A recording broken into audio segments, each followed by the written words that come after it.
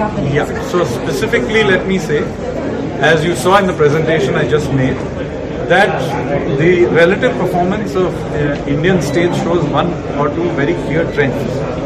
That first, that the much talked about north-south divide isn't really the real socio-economic divide in this country. As I've said for many years now, it is actually an east-west divide. The eastern half of India is distinctly poorer than the western half of the country.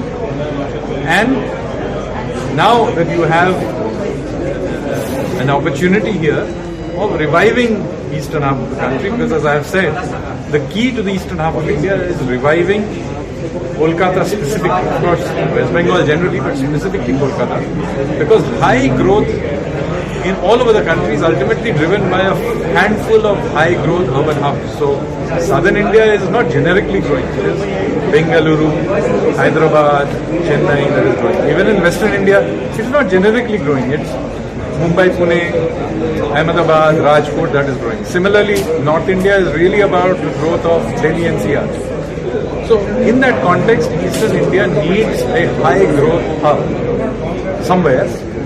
Kolkata is the obvious candidate. It is significantly bigger than any other urban hub. It already has some cluster. It has a long, glorious history.